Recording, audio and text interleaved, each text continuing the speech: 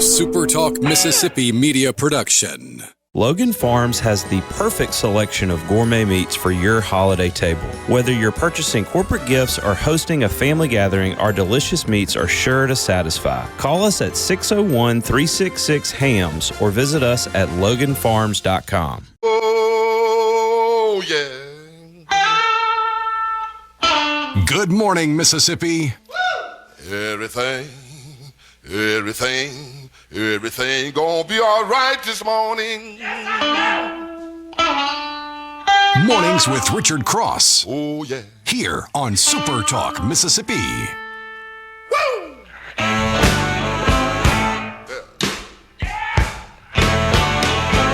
Now, when I was a young boy,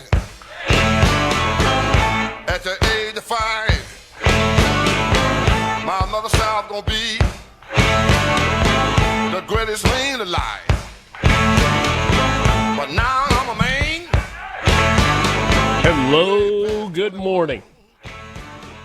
Welcome aboard. Thanks for joining us. Thanks for starting your day. A gorgeous day in the Magnolia State, the 5th of November, 2025, with on the radio with Mornings with Richard Cross, SuperTalk Mississippi.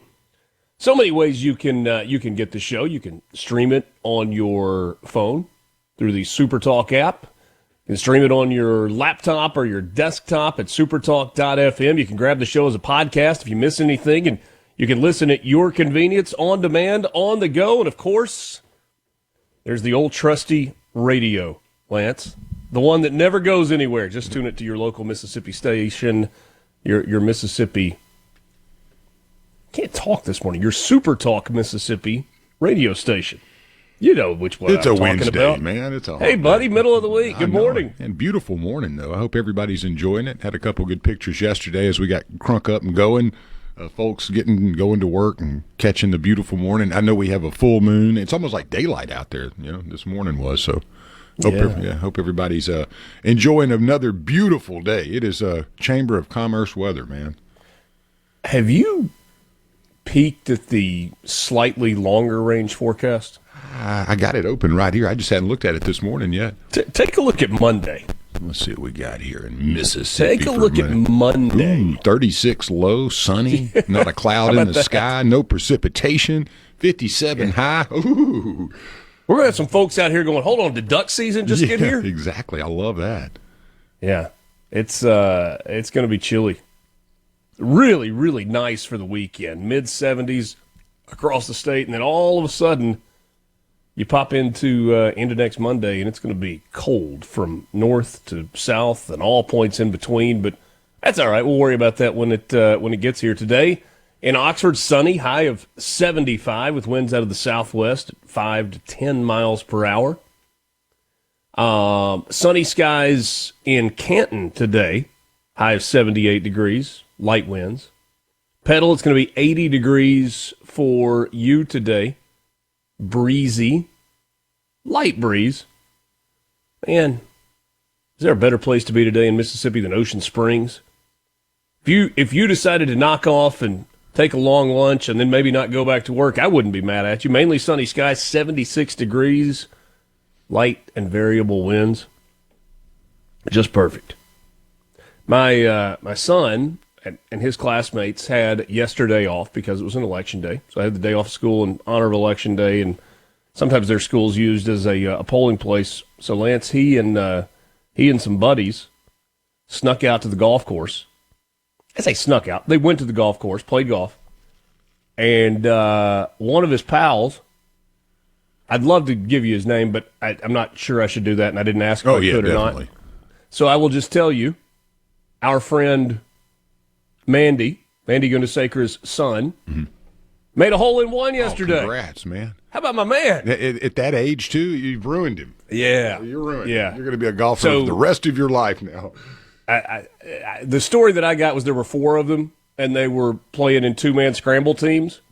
So I asked Obi, I was like, hey, does that mean you get to write a 1 down on your card, too? He's like, absolutely. Yes. So congratulations on that. A lot of things you can do to enjoy these beautiful days, and if you can get outside and do it, go for it.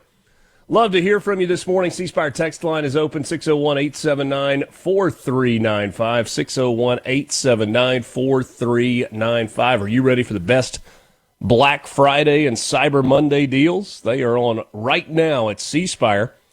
Like the new iPhone 17 Pro, free with trade-in. Get yours today at cspire.com. C Spire, customer inspired. Mornings with Richard Cross is presented by Community Bank, rooted in our community, communitybank.net. Vivian Lee, Jeff in Grenada says, who bought the beer? I think they went the chicken tenders and French fries route instead for the group, which was That's a deal, though. I'd have taken that. That was the right way to go. But yeah, when you're that age and you get a hole in one, it's like, oh man, that was easy. I'm going to do a lot of these in life. You know, the cool thing is I've got a bunch of buddies that we've got kind of a golf group text, and the golf group found out about it. And I mean, people were just going crazy, so happy, congratulations, all this good stuff. And about half an hour later, I get a text from Obi. He's like, guess what? I'm like, I'm way ahead of you, buddy. Already know. We've been celebrating this for half an hour now. Thanks for the heads up, though. News travels fast, yeah. Yes, sir. I remember when I was a kid watching, I was riding around in the golf cart with my grandfather, and he golfed every day, loved it. And wasn't a great golfer, but he played every day, and, you know, he could score here and there, but he had a wicked slice, and he played it well. But I was sitting there watching him. He teed off with like a 7-wood on he was probably 75 at the time. Yeah. Teed off with like a 7-wood on a par 3, topped it, and it worm burned the whole way, and it found its way and hit the pin and rolled straight in the hole. And he goes, boy, I think I just got a hole in one. And I kind of went ecstatic thinking that was a big deal. And I said, well, you know, Granddaddy, how many of these have you had? And he had a bunch. I mean, it was never a good shot, though. It was always a hack shot. And, yeah, so he had quite a few of those, but none of them were pictures on the score. Exactly. The one counts, man. It doesn't matter what it looks like. Vivian Lee was born on this day in 1913, Gone with the Wind, A Streetcar Named Desire, born in India. I thought this one was interesting. 1936, Billy Sherrill. Does that name ring a bell for you? American countrypolitan record producer. Produced the likes of Tammy Wynette and George Jones and Charlie Rich with songs like Stand By Your Man and The Most Beautiful Girl. Born in Fort Campbell. This says Phil Campbell. It's got to be Fort Campbell, Alabama, right? Yeah. Okay. Just a little typo there. Yeah, I hope it's not Phil Campbell, Alabama. I've never heard of that place. Nor have I. Art Garfunkel was born on this day in 1941, the American single. He was the Garfunkel half of Simon and Garfunkel. Bridge Over Troubled Water and so many others. Also an actor. Art Garfunkel was in Carnal Knowledge, born in NYC. Bill Walton, the great Bill Walton, no longer with us, died a couple of years ago, a little over a year ago. Born in 1952, Hall of Fame center. NBA championships in 77 and 86. He was the finals MVP in 77. Played with the Portland Trail Blazers, the Boston Celtics, but I think Bill Walton more known for his time in college. And with UCLA, playing for the great John Wooden. He's a big deadhead, too. Yeah. Phil Campbell, Alabama is correct. Really? Okay. Phil Thank you, Campbell, Alabama. Gary and Tishomingo. And the other person that sent that, whose name I don't have. Bryan Adams, singer-songwriter, born in 1959. Kingston, Ontario. I didn't know Bryan Adams was Canadian. Oh, yeah. Everything I do it for you. Summer of 69. He just came out with a new album, too, if I recall. Did he really? Mm-hmm. Good for him. It's like it was funny because I was visiting with Buddy Slowick during the rock and roll segment we do. Yeah. And, you know, as you age, the rockers from 40 years ago, the lyrics have changed quite a bit. You know, it's not quite the same as it was when you're in your 20s and 30s listening to a guy that's 70, out there jamming. But the lyrics have changed a lot. But the music was really good, though, as far as the quality. Lance, we should have seen this coming. Hank told us about it a long time ago. Mm-hmm. Cornbread and iced tea took the place of pills and 90 proof. That's it. I'm telling you, man. It's fun listening to some of the older guys as they've aged and made it, actually lived long enough to look back on their life and go, wow, man, I got here. Better keep it cool now, This day in 1492, Christopher Columbus became a farmer, kind of. Learned how to grow and harvest maize from the indigenous population of Cuba. And this is weird. 1605, Catholic conspirator Guy Fawkes attempted to blow up King James I in the British Parliament in the Gunpowder Plot. Mm-hmm. The plot was discovered. Guy Fawkes was caught, tortured, and later executed along with 7 others. And ever since, they have been celebrating Guy Fawkes Day, doing so with his effigy traditionally being burned on a bonfire, accompanied by fireworks. Yeah, that's a strange one. This day in 1872, Ulysses S. Grant re-elected as president. We got news headlines coming up for you. Mornings with Richard Cross, Super Talk, Mississippi.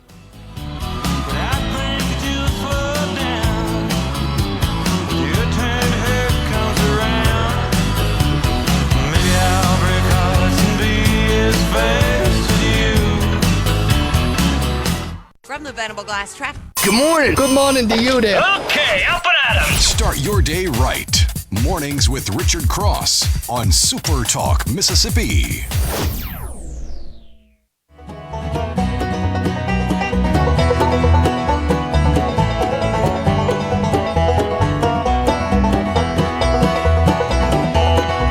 Well, I'm standing all alone by the river of my home, thinking about the days I've left behind.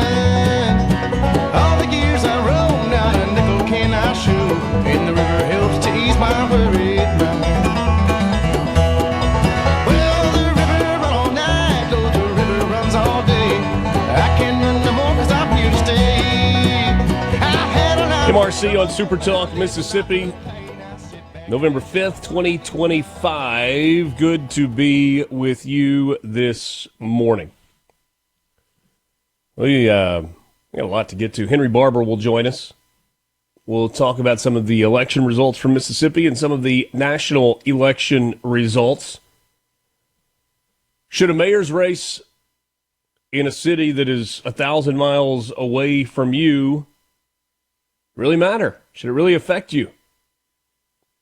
I think the answers are no and yes, and we're going to explore that a little bit this morning.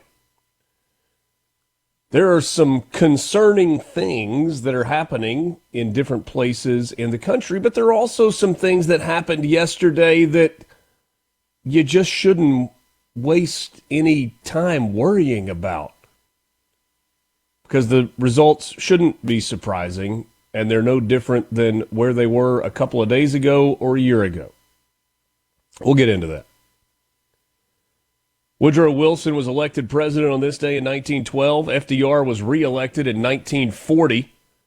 Nixon was elected this day on this day in 1968, defeating Hubert Humphrey and the independent candidate George Wallace. I just thought this was fascinating. 1988, November 5th, 1988, 3 different NBA arenas opened on the same day. First NBA game at the Bradley Center in Milwaukee. First NBA game at Miami Arena. First NBA game for the Palace of Auburn Hills in Detroit. Is that not kind of wild? It sounds like a competition or something, you know? Who Who get knew? this done the quickest? Oh, Yeah. tie. Yeah. Bill Clinton was reelected November 5th, 1996. He beat Bob Dole. And finally, yes, just a year ago, 1 year ago today, former President Donald Trump reelected, defeating sitting Democrat Vice President Kamala Harris to become only the second president to win non-consecutive terms. Grover Cleveland did it in 1884 and then again in 1892. There you go. It doesn't feel like a year ago, but man, time flies, doesn't it? Yeah, it goes quickly. Boy, and you remember the stretch from November 5th until January 20th. Well, what a flurry of activity that was. Some news headlines for you this morning. Hey, let's just start with good news. We know how great the food is in Mississippi. We know how great the food is in the South. Well, Michelin Guide American South has now officially recognized some of the great restaurants in Mississippi. Ceremony happened Monday in Greenville, South Carolina. 10 restaurants from across the state of Mississippi being spotlighted for culinary excellence. 2 of the restaurants received the Michelin Bib Gourmand Award, which recognizes eateries with great food at a great value. Those 2 places, Elvy's on Manship Street in Jackson, inspired by his grandmother's timeless recipes and his travels through France. Chef Hunter Evans has transformed Elvy's into one of Jackson's most beloved dining destinations. The cozy, light-filled cafe serves refined Southern fare with French sensibility, infused with Gulf seafood. That's a hard sentence to write. I don't know how you cook all that. Plus local produce and house-baked pastries, guests can expect thoughtful, seasonal dishes paired with polished yet welcoming service. That's Elvy's. And then Sacred Ground Barbecue in Flora. Ooh, I hadn't tried that one yet. Creation of Chef Derek Emerson. Serves everything from pork ribs to smoked turkey to brisket. Channels his passion for craftsmanship and Southern flavor into a true labor of love. He built the building at Sacred Ground Barbecue. Actually, he built the smokers. 2 massive smokers. The heart of a smokehouse where patience and precision define every dish. The menu spans pork ribs, pulled pork, brisket, smoked turkey, tri-tip, and yes, beef ribs, a unique treat in the Southeast. Outstanding. Are you a pork or beef guy when it comes to barbecue? Yes. Yeah. All right. Now, second question: are you a pulled pork or a chopped pork or beef sandwich fan? Do you like the sandwich, and if so, do you like it pulled or chopped? Again, yes. Okay. Good deal. All right. We're My on the same page preference here. We're on the same page. generally would be pulled pork, but I don't have an issue with chopped pork. I love Not it at all. when they chop it up, man. It's just something about it. Now, do you like slaw on your sandwich? Yes. Yes. Okay. Slaw and mild sauce. There we go, man. All right, you got all that out of the way? Yeah, I'm just making sure now. I wanted to know your barbecuing. Other restaurants in Mississippi recommended by Michelin. Ajax on the square in Oxford. Definitely. City Grocery on the square in Oxford. Pulito Osteria, also on Manship Street in Jackson. Siren Social Club in Gulfport, that is the creation of Austin Sumrall. Snack Bar in Oxford. Taylor Grocery, just south of Oxford in Taylor, Mississippi. Catfish. Yeah. I've eaten my weight in that. Vestige in Ocean Springs. Vestige, Washington Avenue in Ocean Springs. And finally, the sister restaurant to Siren Social Club, White Pillars in Biloxi, also Austin Sumrall. Hey, if we're talking food, and I'm going to mention one here that's not on that list, but if you're in the metro area and you like a bakery, Vanilla is amazing. It's down in Fondren. If you like croissants and really the coolest pastries and most delicious you've ever eaten, candies they make and chocolate, oh, goodness gracious. Give it a try. It's definitely worth it. Kind of tucked back in there around Amerigo. So Yeah. I'm definitely going to recommend it. And I get nothing for that other than satisfaction that I'll have to race to get my ham and cheese croissant daily. Yeah. But, man, I'm talking, it is decadence. Woo. One monkey remains on the loose after a truck carrying research primates crashed into Mississippi, here in Mississippi, down around Heidelberg a week ago, allowing some of them to escape. In total, 21 were being transported from the Tulane National Bio Research Center in Covington, Louisiana. 13 remained in the vehicle. 8 escaped. Deputies with Jasper County Sheriff's Department immediately shot and killed 5 of the monkeys after the truck's driver inaccurately told them that the monkeys carried diseases such as herpes, hepatitis, and COVID. One of the monkeys over the weekend was shot and killed by a homeowner, a mother who said that she feared for her children's safety. Yesterday, another was confirmed deceased. No word given how. I think the chupacabra got it. Why is there so much mystery around this deal? Like, why are we not just, here's what happened? MDWFP confirmed yesterday another was found deceased. No word given on how it died. The statement, MDWFP has confirmed that 2 of the 3 unaccounted for rhesus macaques were recovered deceased. At this time, 1 remains unaccounted for.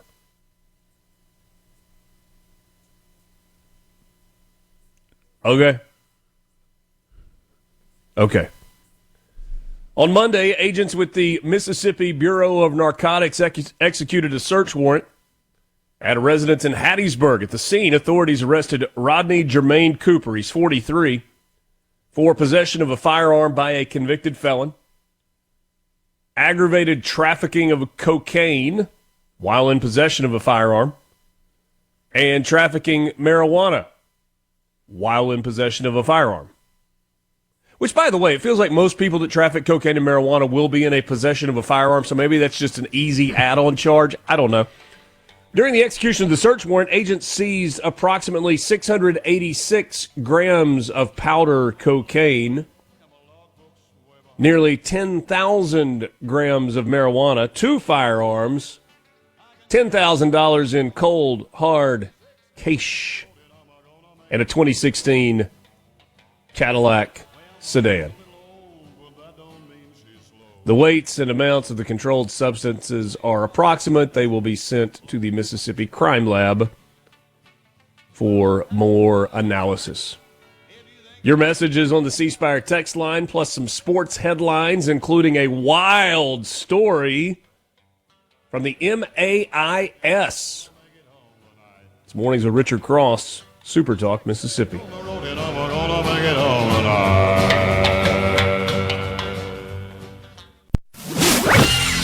Wake up! Rise and shine! Start your day right. Mornings with Richard Cross Nice early morning surprise. on SuperTalk, Mississippi. I just passed a Jimmy in a white. I've been a passing everything in sight. 6 days on the road and I'm gonna make it home tonight. But it seems like a month since I kissed my baby goodbye. I could have a lot of women, but I'm not like some other guy. I could find one to hold me tight, but I could never make believe it's alright.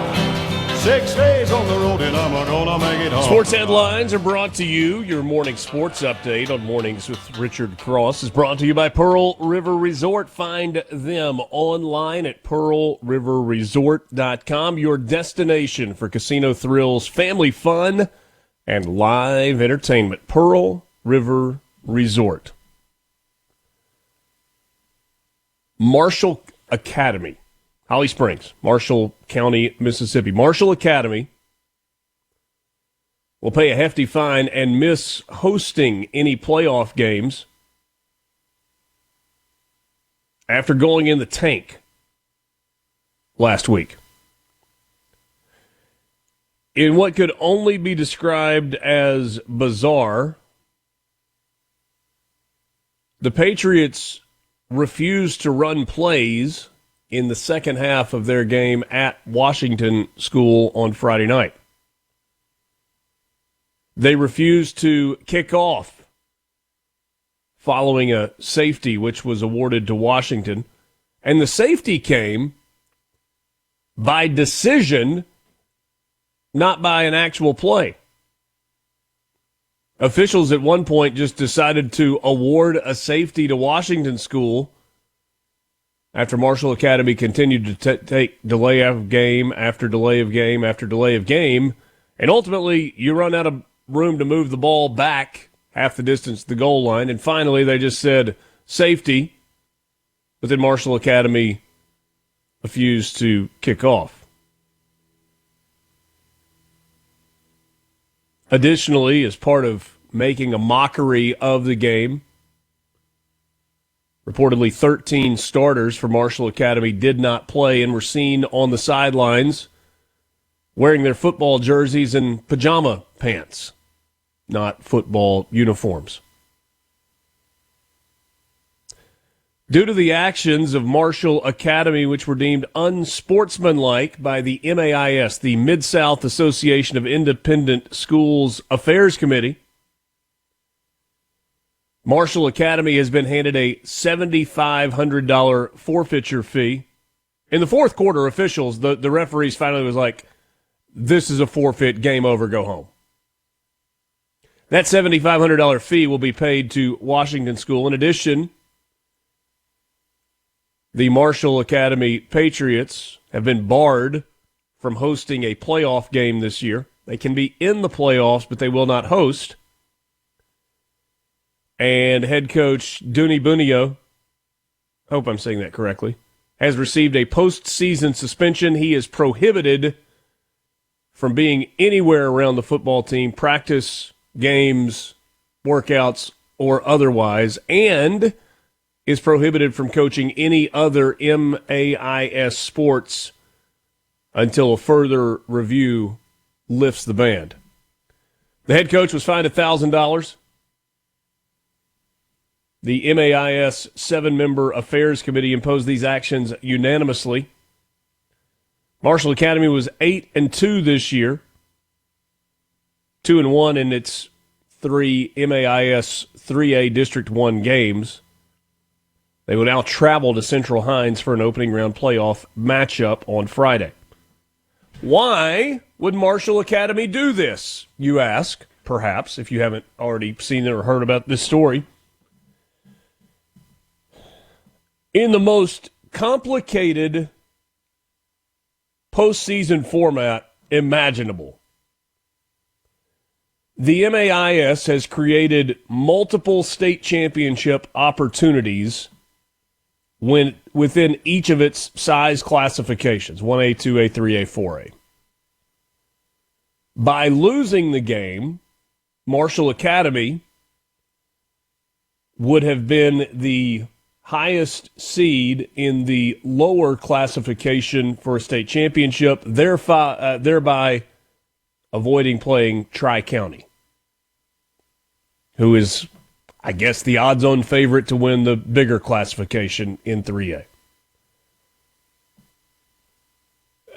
Not only did this backfire,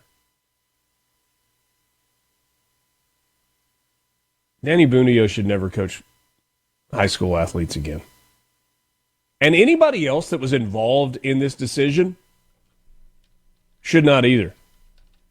Remember when high school sports was about teaching life lessons and being part of a team and, yes, winning, but winning the right way, having class, playing with sportsmanship, giving your opponent credit when it's due.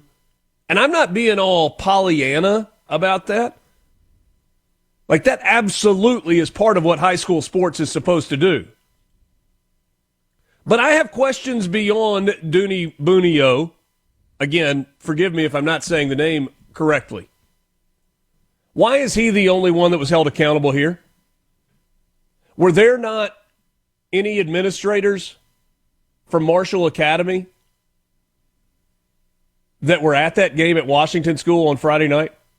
And maybe the principal wasn't there, maybe the head of school wasn't there, the vice principal, whomever, athletic director. Surely somebody was there who could have been the adult in the room and said, what are we doing? And gone onto the field and said, this has to stop, and it has to stop right now. I mean, if I was the parents beyond that, that's exactly where I'm headed, Lance. Beyond that, Were any of the parents of the players for Marshall Academy at the football game?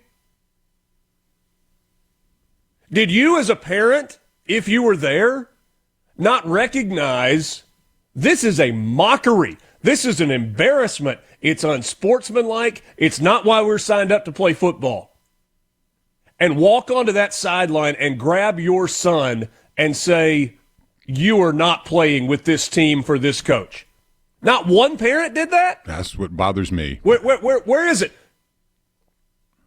Because if you're a parent of one of those boys wearing pajama pants on the sidelines instead of playing in a football game for the sake of losing so that you can now win a tainted lower-level state championship, Parent of the Year awards for you for not pulling your kid off. What an embarrassment. Forgive me if this is too strong. No, Forgive it's not. me. I think Forgive me if it's too strong. I think it's a little light, honestly. But if you are one of the parents of one of those kids who was doing that, and you didn't show the leadership to your son to walk down, say to the coach, we will not be part of this, and take your son off that field, I hope you've done a little soul searching since this game happened.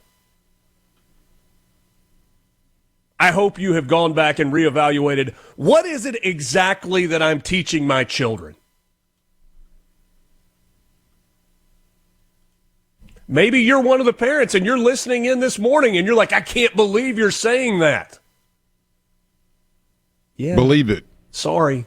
Truth hurts sometimes. Yeah, I've never played in a game. You think that 3A MAIS lower division state championship, assuming you win the game against Central Hines and then another game after that, which is, by the way, making a pretty large assumption, you think that's worth more than integrity? Must Teaching be. that kind of a lesson? Figuring out how to be there for your teammates? Facing adversity in a hard game in the next round? Lance, what if they actually had beaten Tri-County? Isn't that the way it's supposed to be, though? You have to go play it, and you don't tank so you can have an opportunity to beat a lesser rival. I mean, I played sports a long time, and grew up in a sports. You never tank. You never go out on the field and don't give it your best all the time. And that doesn't mean you're trying to hurt somebody. It means everything you do in that competition is it the best that you can possibly do it. Your sportsmanship, your effort, your preparation, everything. There's never a moment where you take a second off. And if that's what you're teaching these kids, that's the way it works. Hey, you don't have to try hard. You're going to get a trophy, son. Look, there are a lot of good people in Marshall County. I know a lot of people that I was a pitching that are my coach up age there that have one gone year. to school through there and were there. I was a pitching coach up there one year many years ago. I mean, I love the place, but this is insanity. Somebody tells me enough already. Actually, I'll decide. I'll decide when it's time to move on. But thanks for listening. I appreciate that. Rusty says he was an MAIS coach. Of course you never would have done that, Rusty. No one would have. I mean, it's never happened. Well, no, it's not no one. Yeah. It's for sure not no one. We got an example of someone pulling it, right? So it's not something I ever would have thought possible. What an embarrassment to high school athletics. I mean, it's just an embarrassment. It's bad coaching. It's bad administration. It's bad oversight. And it's bad parenting. I know being a parent's hard.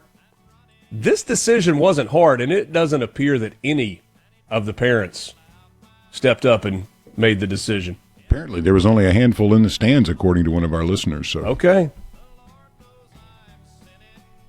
We've got other sports headlines, but that's the big one, and it's brought to you by Pearl River Resort, pearlriverresort.com, your home for your destination for casino thrills, family fun, and live entertainment.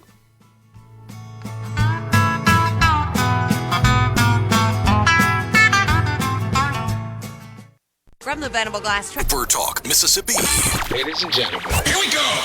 Now back to Mornings with Richard Cross. now that's entertainment.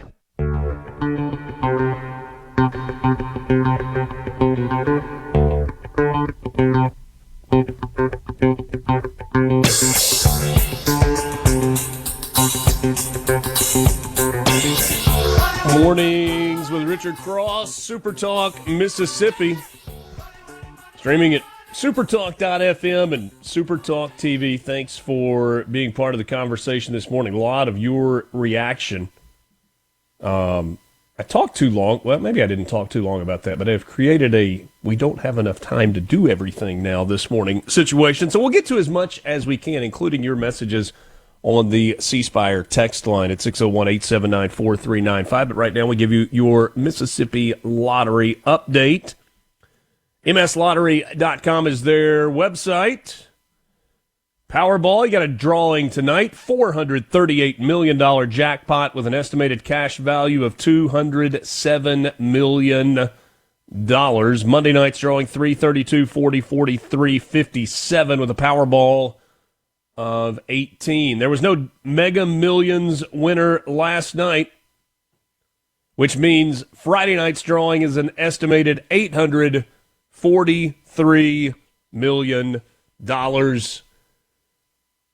Estimated cash value, $391,700,000. These were the numbers from last night that didn't yield a big winner. 11, 14, 17, 50, 57 with a mega ball of 6.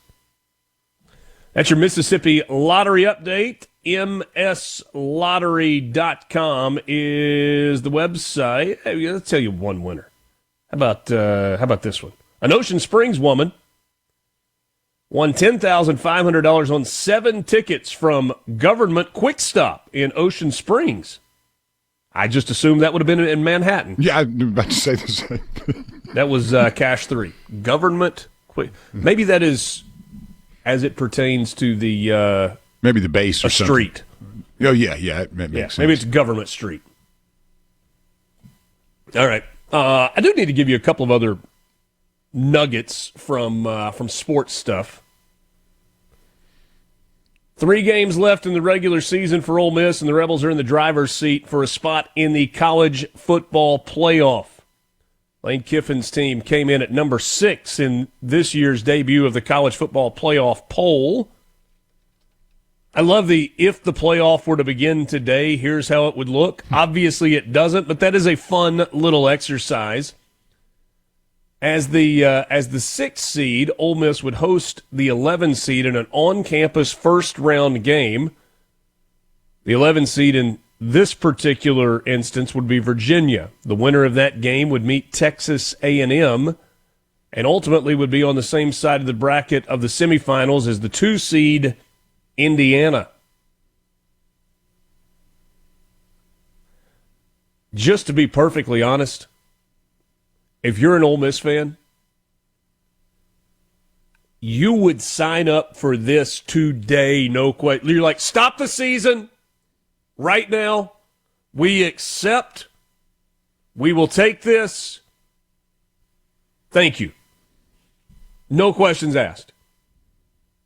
Because your path to a national championship would be Virginia at home, A&M probably in Dallas at the Cotton Bowl. That really good Indiana team who would have to beat either Notre Dame or BYU in a quarterfinal game.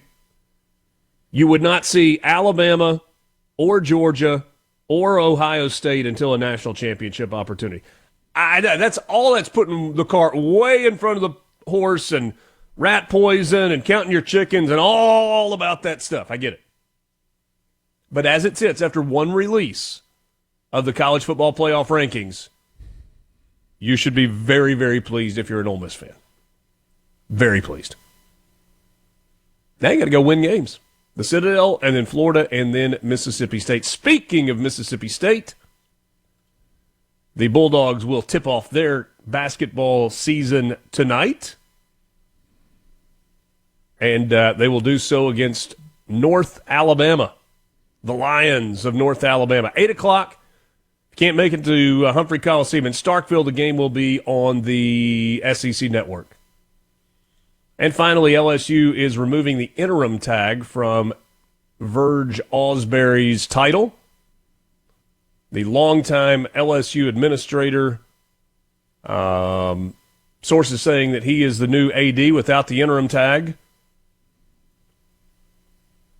Just a day well, I guess the day of the hire of the new president, Wade Rouse, who came in from McNeese State.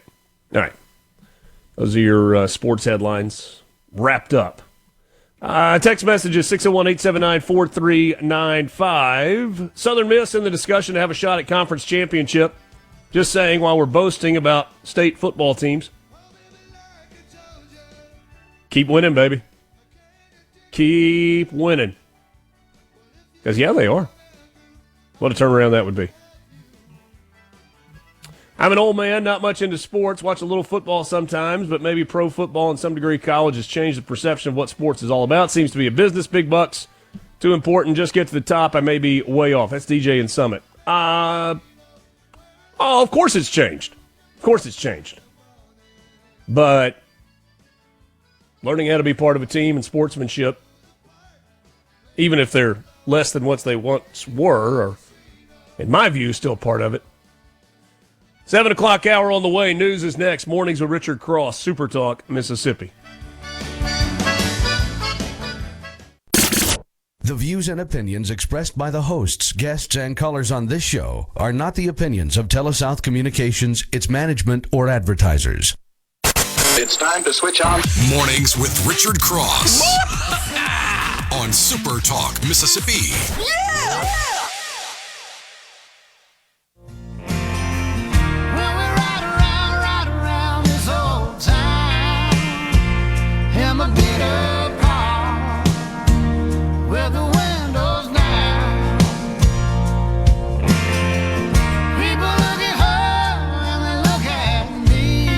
Mornings with Richard Cross is presented by Community Bank. At Community Bank, we're more than just a place to manage your money. We're your neighbors, your partners, and your trusted financial advisors. For decades, we've been rooted in our community, helping families, small businesses, and individuals achieve their dreams, whether it's opening your first savings account, planning for a brighter future, or growing your business. We're here every step of the way. We're dedicated to our customers, committed to your success, and always here when you need us. Community Bank, rooted in our community. Member FDIC.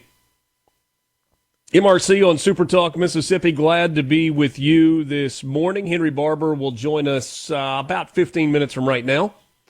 We'll talk about the elections yesterday in the state of Mississippi and also a little bit of a national perspective. Kelly Bennett from the SuperTalk Mississippi news team comes along in the 8 o'clock hour. We will run through all of the results from here in Mississippi. This hour of the show is brought to you by MWG Employer Services. Find them online at MWGEmployerServices.com. Running a business is tough, and if you're struggling with HR, benefits, and payroll, you're not alone. That's where MWG Employer Services comes in. They can provide a full range of services for you, plus a custom plan that fits just you. Online, MWGEmployerServices.com, or give them a call, 601-206-7966. Taxation isn't theft. Capitalism is. Those are words from the new mayor of Zoran Mamdani. It's a wild one, man. Goodness. No, it's not like we didn't expect it, but no, yeah. But you know, the thing that really gets you a little bit is you look at the ballot, and again, I'm not making something out of nothing. That ballot is about the most convoluted, confusing mess I've ever seen.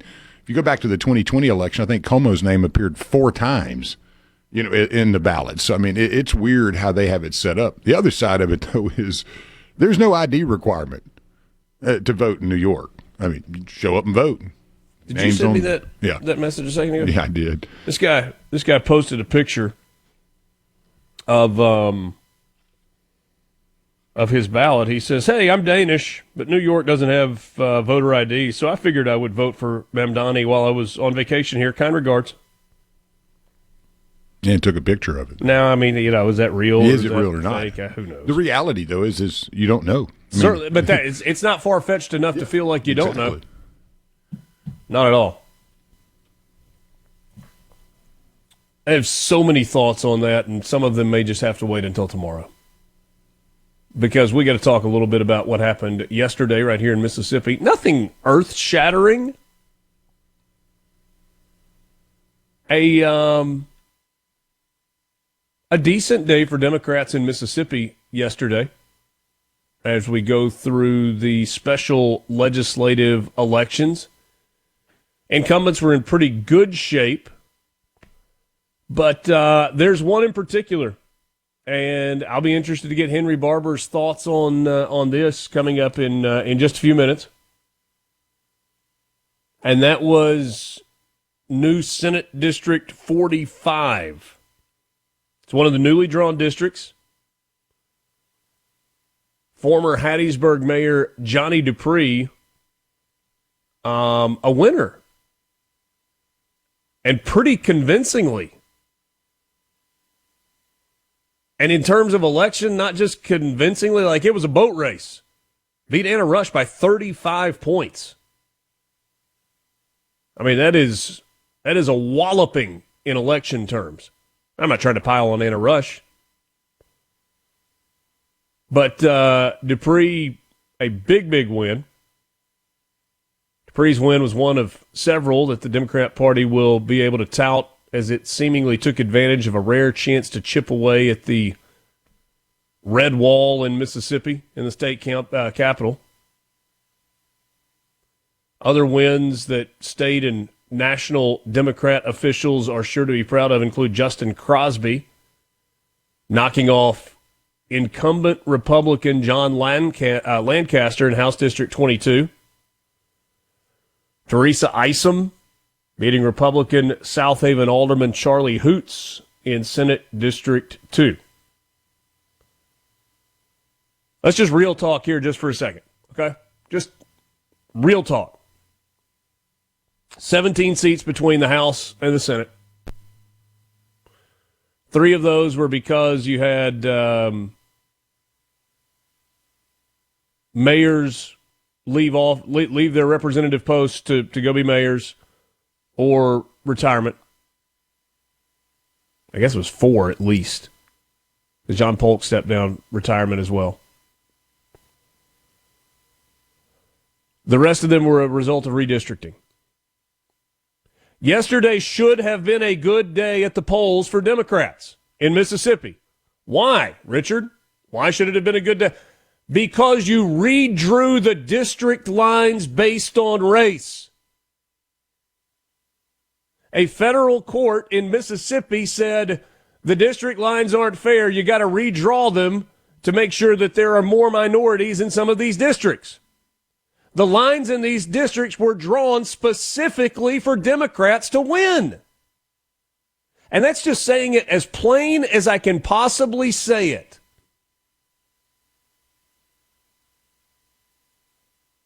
So it should have been a good day yesterday for Democrats in Mississippi. Johnny Dupree should have beaten Anna Rush by 35 points, and he did.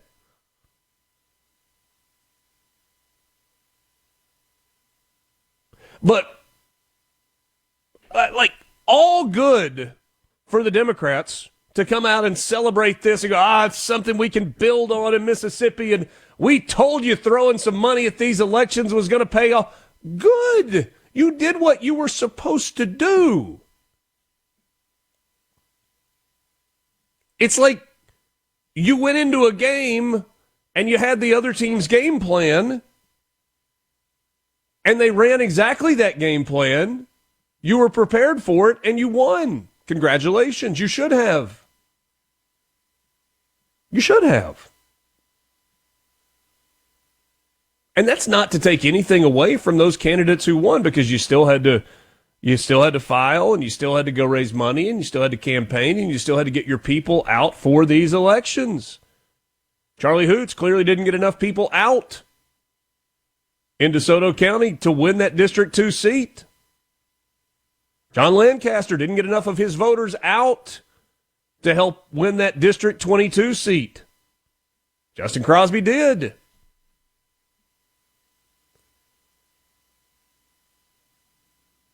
The lines were redrawn for Democrats to win. Period. gerrymandering and who's in control and what does the court say and, whatever else. Our laws as they exist right now say that districts should be drawn in a way that is proportionally representative. Not geographic, not population, but proportionally representative based on race. And we hear about race relations problems all the time. I've said every time the conversation comes up, I think we do a pretty good job right here in Mississippi. Pretty good job. But think about what we are discussing right here. We have laws that say the district lines for voting precincts shall be drawn based on equal race representation.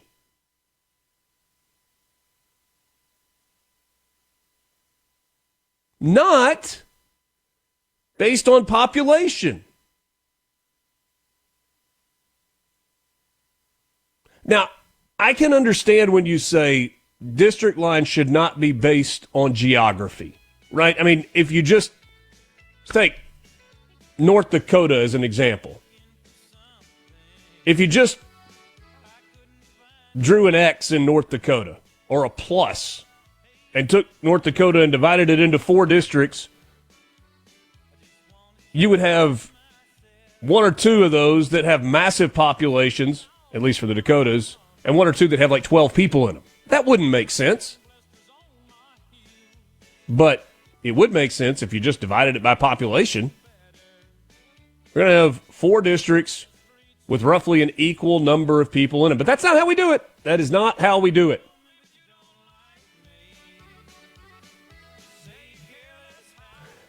Henry Barbour joins me on the other side of this break. It's Mornings with Richard Cross, Super Talk, Mississippi. We're back with you right after this. From the Bennett glass. Ready? Mornings with Richard Cross. People want to hear the truth, man. That's what we're going to do. Super Talk, Mississippi.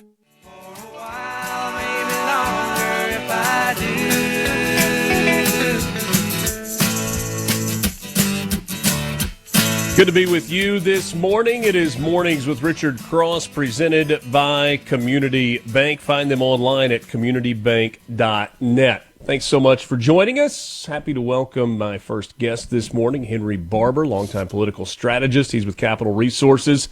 He's also a Mississippi delegate to the RNC. Henry, thanks so much for your time this morning. Hey, Richard. Good morning. How you doing? I'm doing well. So I characterized yesterday as a good day for Democrats in the state of Mississippi, but I also said it should have been because this was a lot of the elections that we had on a special election day yesterday were a result of redistricting in which districts were drawn to be more fair to Democrats, to be kind of drawn along majority-minority lines to get to this point. What is your maybe overall assessment? Then we'll talk about some of the individual races. You're right. A federal court decided that the legislature should draw districts where blacks had a better chance of winning these races. And guess what happened? They won. I will say that Johnny Dupree down in Hattiesburg, former mayor, former candidate for governor, former congressional candidate. You know, there were a lot of Republicans who hoped and thought we can beat Johnny Dupree. He's kind of used goods. The black voting age population in that new district, District 45, is only 51%. We've got a young prosecutor, Anna Rush, running against him, and she flat got smoked. And call it like it is. Yeah, Johnny Dupree should have won, but he smoked her. And so, I think there's something going on. And what's going on is in an off-year election, when your party, the Republicans, let's just say, we got the White House, historically, it's a tough year. That's why people worry about next year with congressional races and Senate races that, Democrats will have an opportunity to take control of the House and the Senate. And so I think if you look at what happened in Mississippi, Democrats did pick up a House seat in Chickasaw, Monroe, Clay County, and they are going to pick up 2 seats that were designed for Democrats to win, one in DeSoto and Tunica County, one in Lamar and Forest County. So they're going to pick up 2 Senate seats. They take away the supermajority of the Republicans in the state Senate. But if you look broader, Richard, what happened in New York City, what happened in California, what happened in New Jersey and Virginia, Democrats had a good day. They did. I mean, they ran a socialist, left-wing, populist candidate, Mamdani, for mayor in New York. The guy comes out of nowhere, beats the former governor, Cuomo, and with pretty radical agenda. And they have 2 more centrist candidates in New Jersey and Virginia. And I will say Republicans have been talking some stuff in the last week. Hey, we can win in New Jersey. What happened in New Jersey? We got smoked.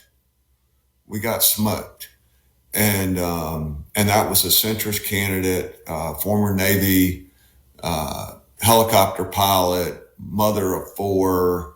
And I will say, she and the candidate in Virginia ran on the economy and safety and jobs and inflation, things that Republicans run on that stuff. It wasn't a great day for Trump's party. I think the government shut down. I think it's easy to attack a sitting president, no matter if it's Obama or if it's Trump. And that's just what happened. And that's what happens in these off-year races. But I will say there is nothing that happened yesterday that gives me any great confidence about 2026 as we head into more important, broader elections in the country. Yeah, most of these were statewide yesterday. And I mean, I went back just to double check and make sure that I wasn't crazy. I mean, Virginia went for Kamala Harris. New Jersey went for Kamala Harris. Obviously, New York is a heavy Democrat state. California is a heavy Democrat state. And Democrats carried the day in those places in statewide elections. You said what happened yesterday doesn't give you confidence about 26 for the midterms. And obviously, we're talking about a White House right now with a Republican president where you've got a slim majority in the Senate and a slim majority in the House. I've heard lots of people say that, yesterday could be a bellwether for what's to come in the midterms. I'm not 100% sure that I buy into that. Why is it that you do?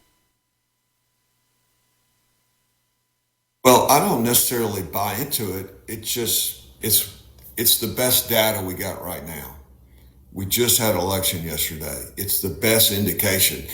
People talk about polling all the time. And I think we have seen that, polling and the elections don't necessarily match up. And part of that is you can't figure out who's going to turn out for pollsters. Very hard for them to determine, who's really going to show up and vote. But this is the best data we have. And look, I'm just trying to tell you the straight of it. Yes, I'm a Republican. I want Republicans to do well, but I think we got to deal with the facts. And the facts are Democrats had a pretty good day yesterday. It doesn't mean that they're going to have a great 2026 or win the White House in 2028. But I think Republicans ought to pay attention to it. And, well, that's the question. Was yesterday the wake-up call that Republicans needed for 2026? Because in terms of getting out the vote and all of the grassroots efforts to make sure that Donald Trump won in 2024, I don't know that you had a lot of that leading on into yesterday's election in states. Is it the wake-up call that Republicans needed? I think it is. And I hope Republicans will pay attention to it. And I think if they focus on results, if we focus on the cost of living, we focus on the economy, focus on the crime, we focus on, the border being secure, which obviously we have focused on that and done a tremendous job changing the dynamic at our border. And I think with crime as well, but I particularly think about affordability, inflation, the economy. This is, I think, massively important to people. I think you see that in what happened. Mamdani, clearly a populist, just kind of feeding the people in New York City, what they want to hear.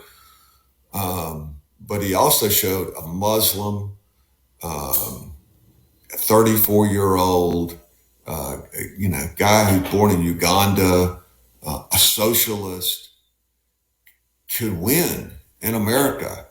And, it's a pretty fascinating race. It'll be interesting to see, how he does as mayor. But anyway, I think this ought to be a wake-up call, and I hope we will be focused on getting results for the people, safer communities, attacking inflation, keeping the country safe, jobs, economy, things people care about. I want to revisit something that you and I talked briefly about kind of at the end of our time a couple of weeks ago, and that's the Supreme Court, Louisiana versus Calais, that in some ways peels back some of the layers of the Voting Rights Act from the late 60s and could lead to some congressional redistricting in Louisiana and other places as well. I asked you if you thought Mississippi would redraw its congressional district lines as a result. You didn't seem to think at the time that necessarily was going to be the case. We've got a minute till the break. I'm going to hold you over if you've got time to do it, and we'll talk more about this on the other side. But why is your initial thought, no, Mississippi probably doesn't redraw its lines? Just what I think. I haven't talked to a bunch of legislators about their views, and certainly their views on this matter a whole lot more than a guy from Yazoo City. But that's just my sense is, that there is not an appetite necessarily to redraw our congressional lines and or even legislative lines. The 4 seats that we have, it kind of is what it is. I don't think we're going to draw lines that get rid of Benny Thompson. Okay. If that's kind of what you're thinking. Yeah, that's where I'm going. Obviously, the Congressional District 2 belongs to Benny Thompson. He's been there for a long time. We'll pick this up on the other side of the break. Mornings with Richard Cross. The Curve. Richard Cross is brought to you by Covington County Hospital in Collins, where your health matters. What are we going to do? Rise and shine with information and insight. Check it out. Mornings with Richard Cross, Super Talk, Mississippi.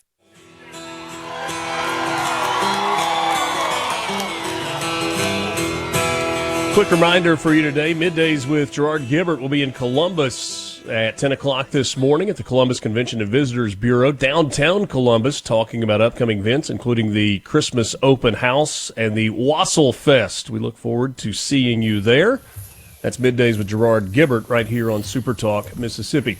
Henry Barbour is my guest, longtime GOP strategist at both the state and national levels. He is a delegate to the RNC for the state of Mississippi and works with Capital Resources as... Politico, we'll just call you that.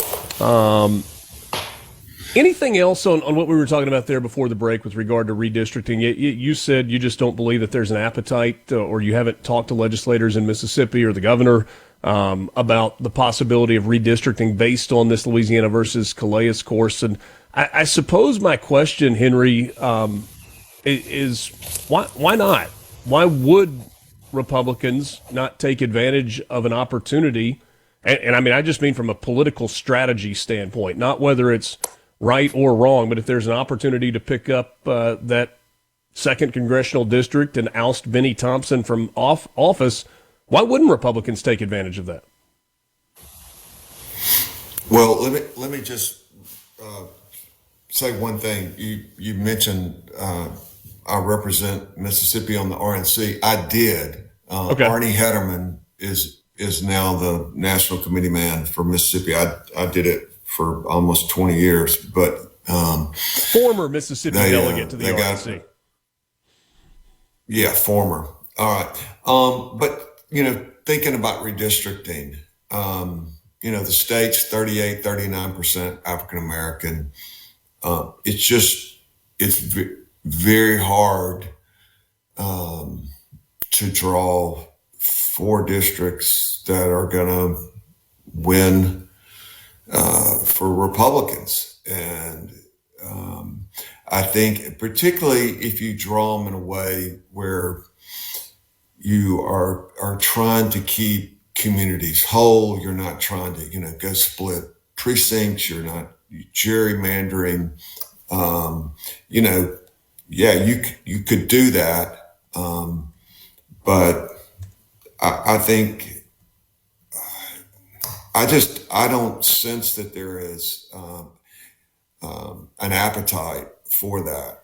And I think what you see nationally going on, and it's certainly happened in Mississippi, is that both Republicans and Democrats are trying to draw districts that are, quote, safe. Mm-hmm. And we've got 4 safe districts in Mississippi. It's, essentially elections are decided in the primaries.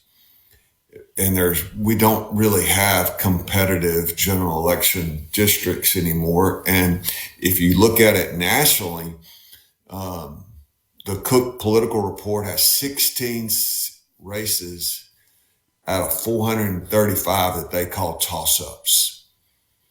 16 in the whole country. And it's because this is what's happened. Legislatures have drawn districts that just severely favor one side or the other. I mean, if you look at Trent Kelly's district or Michael Guest, I mean, they're just very safe. And Michael Guest, he probably doesn't want to give up some of Madison County voters to go into the second district of Mississippi. And I can assure you, Trent Kelly doesn't want to give up DeSoto County voters to go into the second district of Mississippi. I kind of dealt with this fight in 2000 when we went from 5 districts to 4, kind of on Chip Pickering's behalf. And there was a battle over, who was going to end up having to run. We had 5 members of Congress and we were going to go to 4, and Chip Pickering and Ronnie Shells ended up drawing the short straws and had to run against one another. It's a tough battle to do that, and even with going from 4 to 4, which is what we got now, I think it would be a tough battle, and I would be surprised. I know there are lots of Republicans who would like for Benny Thompson to go into congressional retirement and he loves to hunt. Let him go do a lot of hunting. But I don't think it's realistic. I don't think it's likely. I can, give you my partisan take on it, but I'm just telling you what I think. Yeah, I appreciate that. Henry Barbour is my guest. I want to play something for you, and let's just go ahead and do that right now. This is a clip from a woman named Linda Sarcer. She is a Democrat socialist activist. She is a member of the Democratic Socialist Party, and she said some things about Mamdani that she kind of said the quiet part out loud. This was from a couple of days ago, saying that if you believe that Mamdani was just this charismatic grassroots guy that came out of nowhere, well, you're wrong about that. Right now, I'm a little more quiet because I'm on the quiet side of this race, but I'm going to tell you that once November 4th comes around, I will tell the story. The story is not just, that it's random that Zahran ascended to this place. It is our Muslim American communities. And I'll also say that it's Muslim money. The PACs that have supported Zahran, or a particular PAC that has supported Zahran, is probably over 80% of Muslim American donors in this country, high net donors, grassroots donors. And I want to make the point that the Unity and Justice Fund PAC, which is the CARE Super PAC, was the largest institutional donor to the pro-Zahran PAC in New York. We're talking about the Muslim Brotherhood, CARE, a heavy Muslim influence. We've seen the way that it has changed and created basically a Muslim city in Dearborn, Michigan, a suburb of Detroit. You have a Muslim American lieutenant governor now in Virginia, a woman that has won that space. You now have a pro-Palestinian Democratic Socialist mayor in New York City. It's hard for me to believe that you could have a bunch of Americans go to, I don't know, Saudi Arabia, for example, and integrate themselves into Saudi culture and then take over and try and shove American values and Christianity down the throats of the Saudis. And yet that is happening here. Yeah, and, the Democrat Party has been moving in this direction for some time, but this is certainly the big significant victory for any Muslim, much less a socialist, to win the mayor's race, the largest city in America, and also the one that is a sort of a beacon for capitalism. We're going to have a socialist mayor. And it doesn't surprise me. I haven't heard this lady's quote before, but it certainly doesn't surprise me that a lot of money poured in from out of state, from Muslims and Muslim Brotherhood and, whatever other radical leftist groups. Because that, Mamdani has said lots of things where he is out there. And when you think about Gaza and Israel, and he's had to kind of walk some of that back. Should we believe him? I don't know. But people tend to tell you what they really believe at some point, and then they try to, kind of cover it up, in order to get elected. And I don't know if that's what has happened here. Would not surprise me. I mean, this guy is an unapologetic socialist, left-wing populist, and it's dangerous for America. And I think, I was talking earlier about, the Democrats' opportunity in 26 and even in 28. But if they go this Mamdani route much more so than, say, Mikey Sherrill, who just won in New Jersey, or Abigail Spanberger, who just won in Virginia, who are much more centrist Democrats, I think they have a hard time on a national basis. And and a lot of independent voters and a lot of, I'll say, centrist Democrat voters just say, I'm not going there. I'm not doing this. Capitalism is just core to America. It is in large part what has made America a great country, is that we're capitalists, that we're free. And,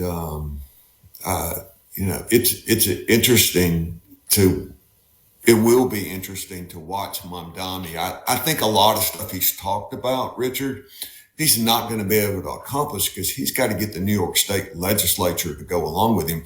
And he's wanting to raise taxes. And, the New York governor has said she's not going to raise taxes. So it's one thing to talk in a campaign. It's another thing to be able to carry some of these things out. But he's a radical. There's no question about that. Henry, I always appreciate your time. Thanks for spending a little bit with us this morning. We'll talk soon. Thanks, Richard. Henry Barbour. From the Bennett. Hey, how's it going, man? The news you need. Every 10, 15 minutes, there's something. The talk you love. They really talk about the things that matter. I'm into all that stuff. Mornings with Richard Cross. Super Talk, Mississippi. They were farm kids way down in Dixie, met in high school in the 60s. Everyone knew it was love from the start. One July in the midnight hour, he climbed up on the water tower, stood on the rail and painted a 10-foot heart. And John Deere. Good to be with you on this Wednesday morning, middle of the week, November 5th. Thanks for joining us. It's Mornings with Richard Cross on SuperTalk, Mississippi. Streaming online at supertalk.fm and SuperTalk TV. Thanks so much for being with us, for making us part of your morning. Exciting news for Starkville. Community Bank has officially opened their newest location at 403 Russell Street. Tomorrow, November 6th, they are hosting a grand opening celebration from 4 until 6:30. You can enjoy food, drinks, and connect with the Community Bank team and enter for a chance to win a $2,500 cash giveaway, along with some other great prizes. Great opportunity to connect with the bank, known for its commitment to local service and community values. Don't miss it tomorrow afternoon, 403 Russell Street in Starkville from 4 until 6:30. Community Bank, a bank like no other, member FDIC. Of all the results from yesterday's election, there is one that strikes me as more concerning than all of the others. It's not the passage of Prop 50 in California. It's not Abigail Spanberger in New Jersey. I'm sorry, not in Virginia. It's not Mikey Sherrill in New Jersey. It's not even Zoran Mamdani in New York City.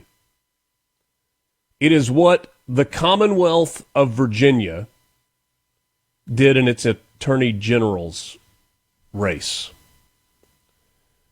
Jay Jones, the man whose text messages were exposed from 2022 when he said that,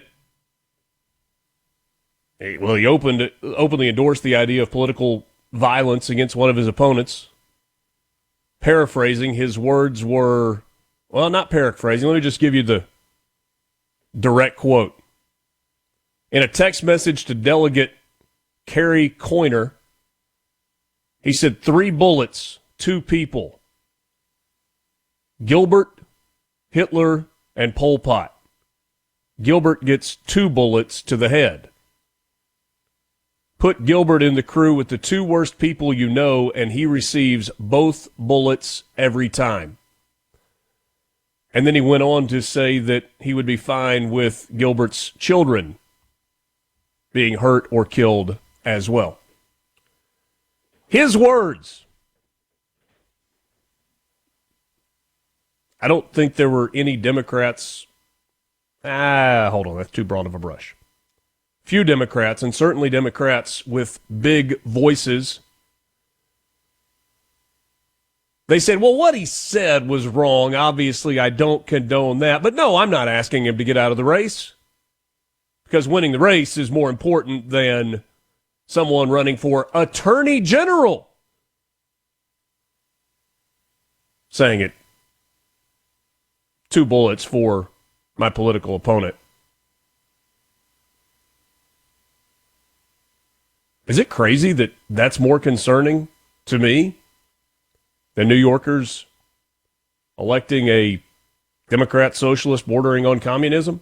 I think you're right. I mean, is it crazy that that's more concerning to me than California overwhelmingly supporting redistricting to give themselves a better shot at more congressional seats, despite the fact that, 40% of California voted for Donald Trump as a Republican president? That the people of New Jersey said, no, we want a Democrat governor?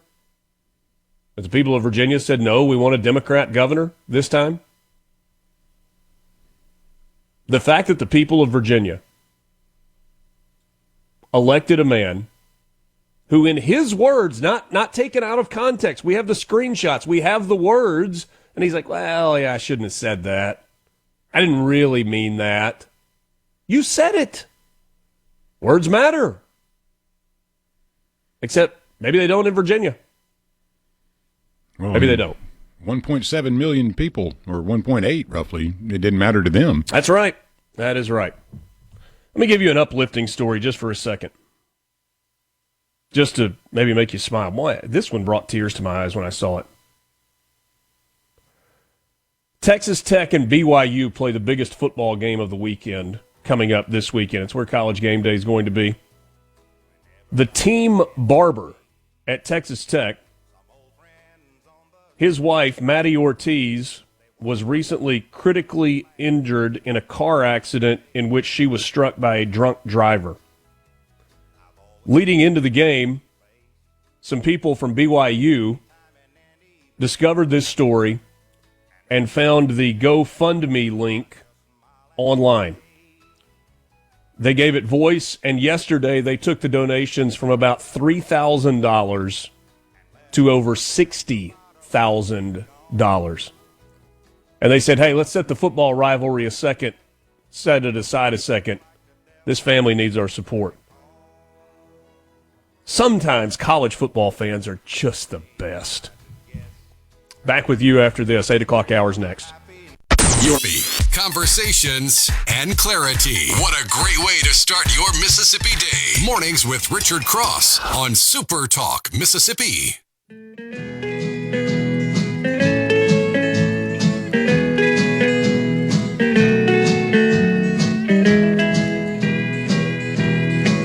I went down to the river to watch the fish swim by. Welcome again. It is Mornings with Richard Cross, presented by Community Bank, rooted in our community, communitybank.net. Glad to be with you on this Wednesday morning, November the 5th. And glad to be joined now by Kelly Bennett, a multimedia journalist with the SuperTalk Mississippi news team. If you happen to be following along late last night on supertalk.fm, you know we had the live elections thread with results updated throughout the night. Kelly has she's got all of those into an easy-to-read format. We're going to talk about it now. We had elections, obviously, in Mississippi yesterday. There were a few local elections, coroner's races, some supervisor races that were happening in different parts of the state. But the big focus was on those 17 legislative seats that were available. Kelly, 7 of those races were uncontested, so we already knew who was going to fill those spots. But we had 10 that were pretty heated and some interesting results yesterday.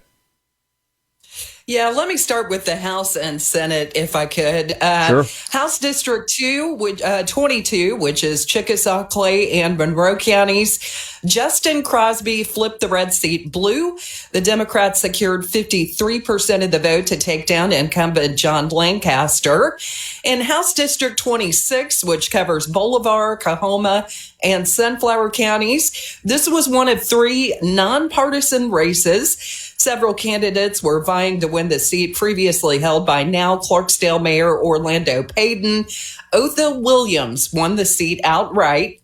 In Senate District 1, which covers DeSoto and Tate counties, incumbent Republican Michael McClendon won his reelection bid. He earned roughly 71.55% of the vote. Chris Hanna got about 28 and some change. In Senate District 2, which is DeSoto and Tate counties, Republican Charlie Hoots and Democrat Teresa Isom both wanted to earn the seat previously held by Republican Senator David Parker, who decided not to seek re-election.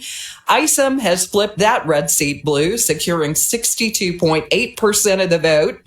For Senate District 11, Coahoma, DeSoto, Quitman, Tate, and Tunica counties, incumbent Democrat Reginald Jackson earned 67.28% of the vote, compared to Republican Kendall Pruitt's 32%. For Senate District 19, which is DeSoto County, incumbent Republican Kevin Blackwell won re-election with 52.63% of the vote, compared to Democrat Diane Black's 47.12%. Senate District 24, LaFleur, Panola, and Tallahatchie counties. This is another of the three nonpartisan races. Several candidates trying to win the seat previously held by retiring Senator David Jordan. I hope I say her name right. I asked for a pronunciation on this last night. Couldn't find one.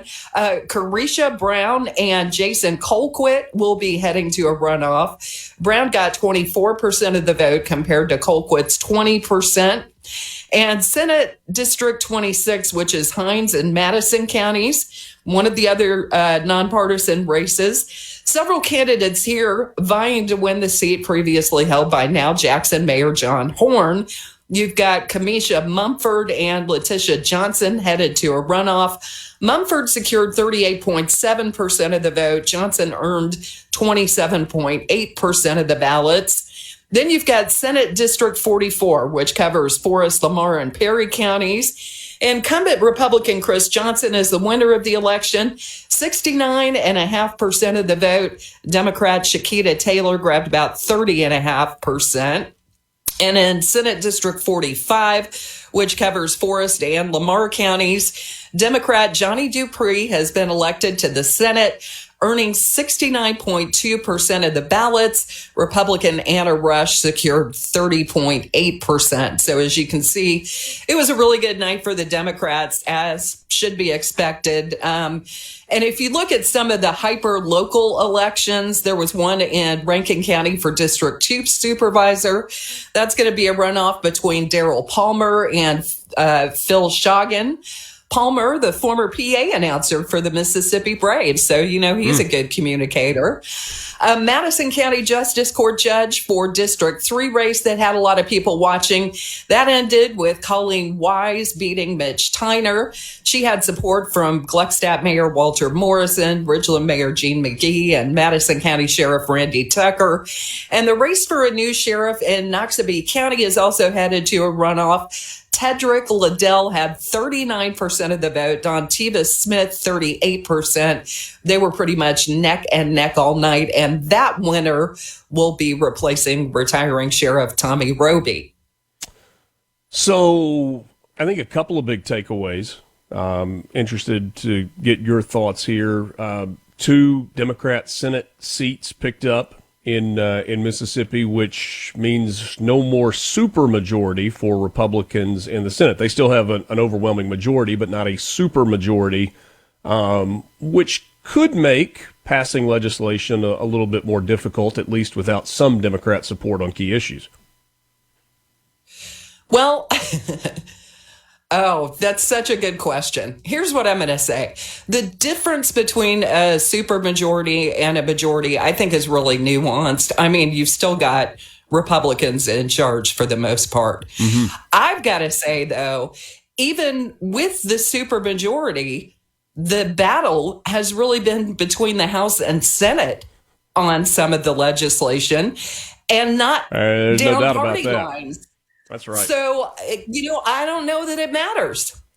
Well, I guess we'll see going forward on that. Those nonpartisan races you talked about, those are because you had retirements, right? And special elections were called, or you had people who were in those seats who won other offices, like John Horn winning the mayor's race and the new mayor in Clarksdale as well. So, correct. Not Republican, Democrat, but nonpartisan, even if they actually so far. partisan. So far, they'll declare. And the runoff in those races that weren't decided last night, just for everybody's general information, is coming up on December 2nd. That'll get here in a hurry. So a week, I guess it's 4 weeks between the special and when those runoffs will happen. One of the ones that we talked about with Henry Barbour earlier this morning was that race in and around Hattiesburg where Johnny Dupree defeated Anna Rush. There was some optimism among Republicans that Anna Rush might be able to knock Johnny Dupree out. He's run for a bunch of offices, longtime mayor in Hattiesburg.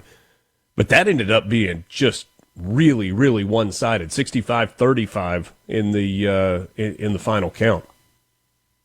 Yeah, I was listening to Barbour speak, and I don't know about you, he kind of sounded depressed to me, Richard. I don't know if you picked up on that or not. I don't know if you just hadn't had enough coffee yet or what. But yeah, I mean, it was obviously Democrats are taking a victory lap today. You've had Donald Trump come out, and he's basically blaming the government shutdown. And I've heard a lot of, hey, Trump wasn't on the ballot this time. So maybe the turnout wasn't where the GOP needed it to be to win some of these races last night. And I'm talking about not just in Mississippi, but across the country. And it's typically harder to get voters out in a race like the one we had yesterday in Mississippi. And I was looking at the voter turnout numbers and, typically pretty low. They were low. They were low throughout the day. We were watching those early yesterday morning and then throughout the day, and they remained low as kind of was the expectation. You brought something up that I think is really, really interesting. There are a lot of people that have said now that the elections are over, Democrats, I think there was conversation about a dozen of them yesterday in pretty serious negotiations with House Republicans to reopen the government. It's going to be fascinating to see if that happens, in the next day or two. Okay, it was a political ploy, but are people smart enough, cognizant enough to recognize that this was a political ploy by Democrats as opposed to anything based on principle? I think it's interesting to watch because they were like, oh, well, let's wait until October 18th. And then they move, oh, wait, let's see what happens with the election. And you've got both sides blaming each other for the shutdown. And, I think the GOP has been really good about calling it the Schumer shutdown and really putting the blame on Schumer. I've already been watching some headlines this morning where Schumer's coming out going, oh, we had a great meeting on ending the government shutdown with Democrats this morning. So hopefully that's coming soon. And maybe if something good comes out of this Democrat victory lap that's going on today, it'll be the fact that the government finally gets reopened. There's no question that yesterday was a good day for Democrats, both in Mississippi and nationally. Kelly, always appreciate your time, and go take a nap. You deserve it. Thanks a lot, guys. Y'all have a good day. Kelly Bennett, she's part of our SuperTalk Mississippi news team. Always bring her in for election results the morning after. Good to be with Kelly this morning. Mornings with Richard Cross, SuperTalk Mississippi, streaming online at supertalk.fm and SuperTalk TV. Don't forget the C Spire text line is open, 601-879-4395. We're back with you right after this. I'm not known for doing a lot, but I do my best work when the weather's hot. I'm pretty good at drinking beer. From the Bennett. You're waking up to what matters. Mornings with Richard Cross on Super Talk Mississippi.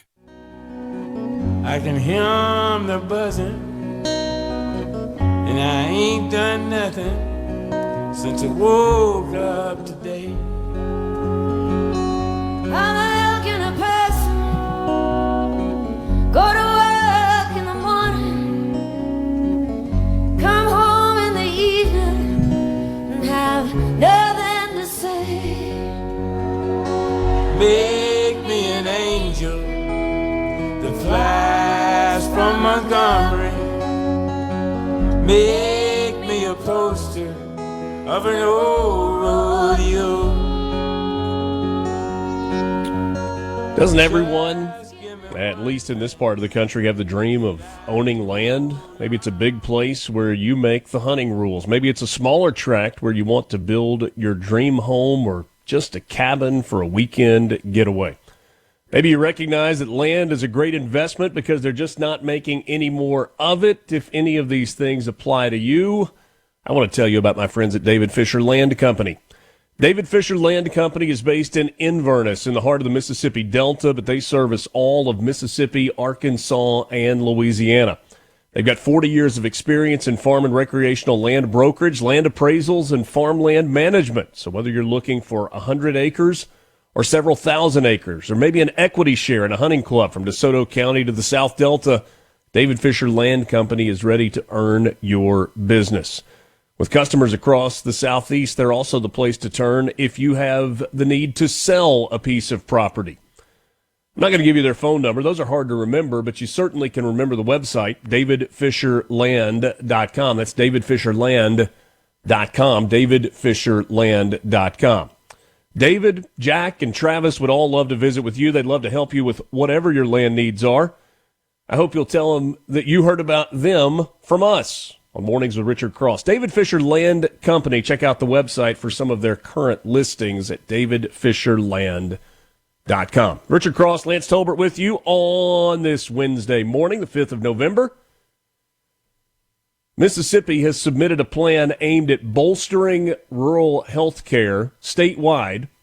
They've submitted this plan to the federal government. Republican Governor Tate Reeves announced yesterday, alongside state health officials, that the state has proposed a rural health transformation program plan, proposed it to the Centers for Medicare and Medicaid Services.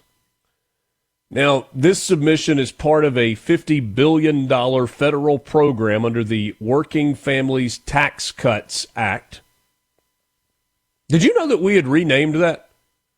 No. So it was the One Big Beautiful Bill, but I guess the official name of it is now the Working Families Tax Cuts Act. I don't know that we're going to get away from the Big Beautiful Bill, but anyway. So of the $50 billion that is allocated through this program, half of it will be distributed to all 50 states evenly. So that's, well, you could do the math on that. So you got $25 billion of that divided by 50 states. And the other half is going to be divvied out through competitive bids. So the governor said that Mississippi's plan, which was developed with input from stakeholders across the state, seeks to improve health care and patient outcomes, strengthen the rural health workforce, and ensure sustainable access to care for those who are in need. Goal of the plan is to have it fully implemented by 2031 and to provide every rural Mississippian with reliable access to high-quality health care. 6 initiatives within this plan that Tate Reeves has submitted on behalf of the state of Mississippi. Statewide rural health assessment. So Mississippi going to engage a third party to conduct a comprehensive statewide assessment of the needs in rural health care settings, both today and looking a decade into the future. A coordinated regional integrated systems initiative, big words, designed to transform rural healthcare delivery by creating a connected, data-driven network of emergency, clinical, and community-based services.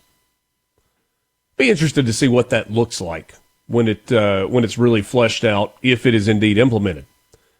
Then you've got the Workforce Expansion Initiative. It's designed to strengthen the healthcare workforce in rural areas, improving access, continuity, and quality of care.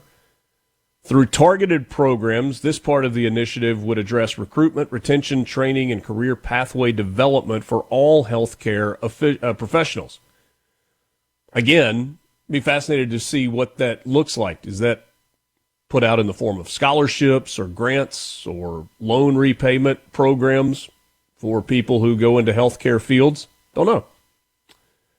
You've got the Health Technology Advancement and Modernization Initiative, designed to modernize rural healthcare systems by strengthening the digital backbone. Then telehealth adoption and provider support initiative. Mississippi, one of the states that is leading the way in telehealth. You know how that works. Instead of going to, your local urgent care, your local doctor's office when you have a sniffle or a sore throat or a sinus infection, you can log into the telehealth deal, chat with a doctor or a nurse practitioner, and have the medicine that you need prescribed to you. Saves the trip to the doctor's office, the exposure to more germs, and it kind of works on your schedule. And then the final piece of this is rural infrastructure for delivery growth and efficiency. Strengthening rural healthcare infrastructure by improving access to specialized care, closing care gaps, and supporting innovative pilot programs that enhance healthcare delivery and improve outcomes. All right, so that's a lot of words.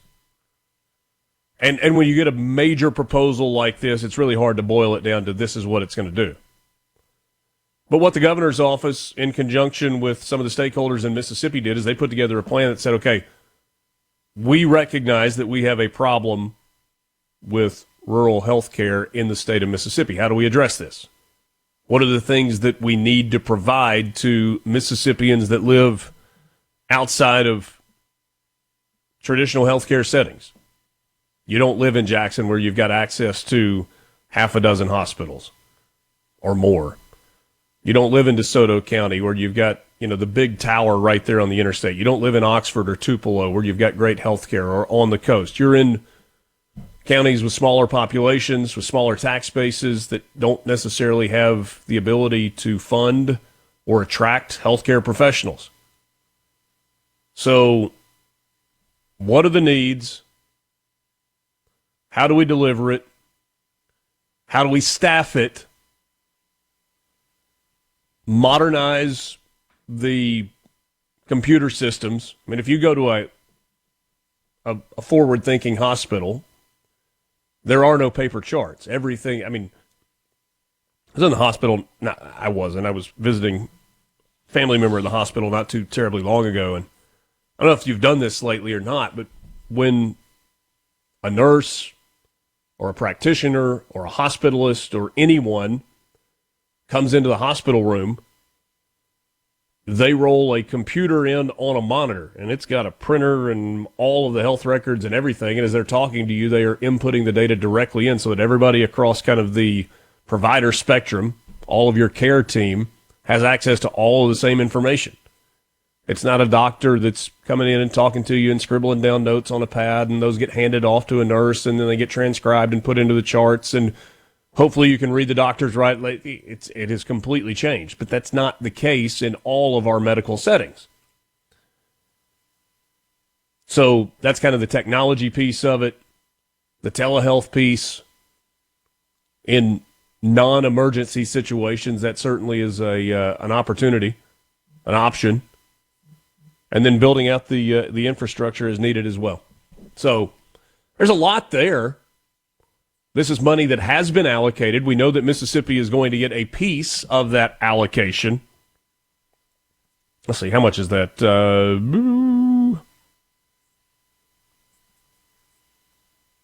I know better than to do math on the radio, Lance, without a calculator.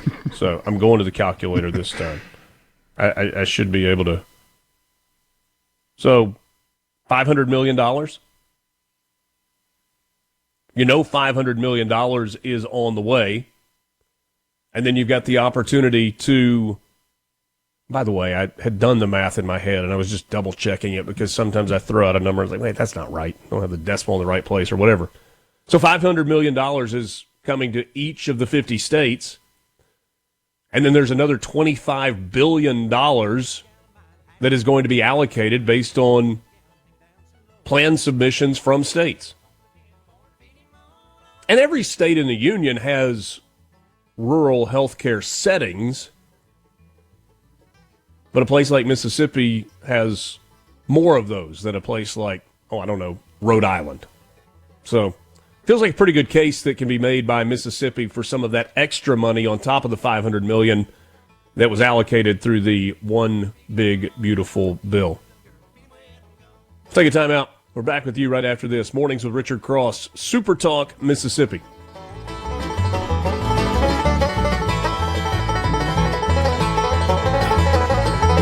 Bacon biscuits, baby, bake 'em good and brown. When you get them biscuits, bake 'em Alabama bound. I got pig at home, feed corn, feed my own. All I need is pretty little girl, feed let 'em go. Mississippi. When they ask where you heard it, you tell them. I know you heard it right here. Mornings with Richard Cross on Super Talk, Mississippi. I was toting my pack along the dusty Winnemucca Road when along came a semi with a high and canvas-covered load. If you're going to Winnemucca Mac with me, you can ride.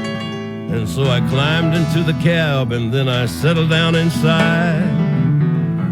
He asked me if I'd seen a road with so much dust and sand, and I said, listen, I've traveled every road in this here land. I've been everywhere, man. I've been everywhere, man. Across the deserts bare, man. I breathed the mountains. That's a good one. Mornings with Richard Cross, Super Talk, Mississippi, streaming at supertalk.fm and Supertalk TV.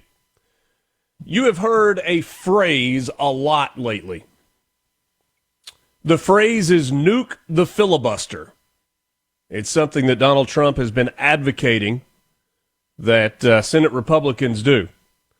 That they could nuke the filibuster and end the government shutdown. That they could nuke the filibuster and keep Senate Democrats from opposing some of the legislation. And there are a lot of people that have said, no. That is the check and balance that keeps things from going absolutely crazy when the other party is in power. This procedural tool, for example, requires 60 votes to end the government shutdown. And you've got, 52 Republicans and 4 or 5 senators, 3 or 4 senators that have crossed over, but you've not been able to get to that 60-vote threshold. But do we really know? Do you really know? Do I really know and understand what President Trump means when he says nuke the filibuster? There is a breakfast with Senate Republicans this morning that has been hosted at the White House. And Donald Trump is laying out a pretty clear vision as to why Senate Republicans should get rid of the filibuster or nuke the filibuster. Thomas in Greenwood says, keep the filibuster rule. It saves us more than it hurts us. You might be right, Thomas. But listen at least in part to what Donald Trump says. Just to kind of give you what you're listening to. He is laying out what he says Democrats will do moving forward. And Thomas says, remember, it saved us when Obama was on the way out and Mitch McConnell used it. Yes, Mitch McConnell used the filibuster to keep Barack Obama from being able to appoint a new Supreme Court justice on the way out the door. The Supreme Court favors conservatives right now. Even if they don't rule the way you exactly want them to rule every single time, this is a more conservative Supreme Court than it would have been, without question, if Merrick Garland had been put on the Supreme Court. So, what is this plan that Donald Trump has? And I would actually point you to some of J.D. Vance's words a week ago today in Oxford. One of the questions that he got was from a young man. This was the Ricky Bobby question. You know, the guy was like, I feel like Ricky Bobby. I don't know what to do with my hands. He said, hey, so you got a good thing going where you've reduced crime, where you've sent the National Guard into cities, but what's to keep Democrats from doing something similar? And J.D. Vance's response was Democrats have either already used or abused their power, or they will. And the days of Republicans, I'm paraphrasing here, the days of Republicans just sitting back on their hands and playing by one set of rules when Democrats play by a different set of rules when they're in power, those days are over. Here's what Donald Trump said in that Senate breakfast earlier this morning. Manchin and Sinema, and they got them out there with the only objectors. Nobody else is going to object. They're going to do it the first day. They're going to pack the court. They're going to make D.C. a state, and they're going to make Puerto Rico a state. So now they pick up 2 states. They pick up 4 senators, okay? You think you have problems? They're going to do all of the things. They're going to pick up electoral votes. It's going to be a very, very bad situation. And it's done. It's done. As soon as they attain power. Now, if we do what I'm saying, they'll most likely never attain power, because we will have passed every single thing that you can imagine that it's good and all good for the country. And there'll be no reason to. If we don't do that, people will say they're not doing much and they're in power. So the good news is we did. All right, let's unpack that. It's a pretty persuasive argument by the president. I don't know if it carries any water. I don't know if it goes anywhere. But Donald Trump says, look, all of this conversation about nuking the filibuster, if we don't, senators on the Democrat side, if and when they regain power, will. And when they do, they're going to make Washington, D.C. a state. They're going to make Puerto Rico a state. That'll be 4 more Democrat senators that come in, and good luck getting anything done or getting the control back at that point. They are going to add justices to the Supreme Court. 5 more, 7 more, 9 more, whatever the number is. And if you think that's going to be good for the right, ooh. The far left of the Democrat Party is controlling the narrative for Democrats. Period. And when given power, they will drive far left agenda. I'm not talking about, Bill Clinton, Hillary Clinton dream of health care for everyone as a Democrat ideal. I'm talking about the far left stuff. The way out there stuff. The 80-20 issues that 80% of the country is on one side of, and the 20% are the left-wing, far left part of the Democrat Party, and yet that becomes the voice. So Trump's argument is this. If we kill the filibuster, we then have a chance to pass a massive amount of good legislation for the country that Americans will say ultimately this is good, and will continue to elect Republicans in leadership. If we don't pass the filibuster, we're going to continue kicking the can down the road, not getting anything done, and Democrats are going to campaign on the fact that, hey, they haven't gotten anything passed. They had the White House and the Senate and the House, and they couldn't get anything done, and they promised you all of these things, and they didn't get any of them done, other than border security. And oh, by the way, if you don't think that they'll rip down the wall when they come back in power, you're crazy. You're crazy. Given the opportunity to reopen the border, Democrats will do it in a second because they know the flood of illegals are able to come into the United States and vote.